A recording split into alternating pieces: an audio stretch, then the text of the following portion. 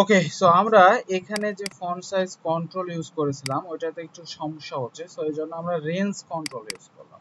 So range কন্ট্রোলের মাধ্যমে easily আপনি এটাকে কন্ট্রোল করতে পারবেন। সো মিনিমাম এবং ম্যাক্সিমাম একটা ভ্যালু দিয়ে দিতে পারবেন, এখানে আরো বেশি চাইলে দিতে পারবেন। আর সেম আগের মতোই সবকিছু থাকবে, অন চেঞ্জ যা আছে সেম, খালি এই রেঞ্জ কন্ট্রোলটা আমরা পাবো হচ্ছে ওয়ার্ডপ্রেস কম্পোনেন্ট থেকে। ঠিক আছে, সো ফন্ট সাইজ যে পিকার ছিল এটা আমরা আর ইউজ করি নাই এবং এভাবে আলাদা আর ইউজ করি নাই। সো চাইলে আপনারা এটাও ইউজ করতে পারেন, দেখে নেবেন একটু ডকুমেন্টেশনটা, সম্ভবত এটা একটু সমস্যা হচ্ছে, ঠিক মতো ক্লিক হচ্ছে না।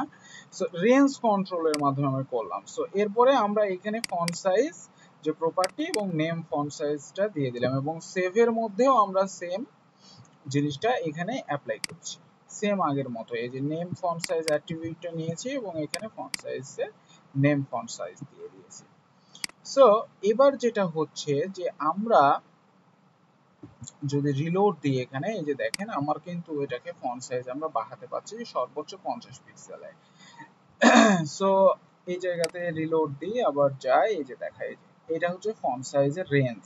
সো আমরা এই যে কমাতে পারছি বাড়াতে পারছি, সর্বনিম্ন আমরা 10 পিক্সেল করতে পারি, আবার সর্বোচ্চ 50 পিক্সেল। সো ইচ্ছা মতো এখন আমরা এটা তাহলে ফন্ট সাইজ দিতে পারবো এবং এখানেও সেভের মধ্যে আমার এটা চলে আসছে।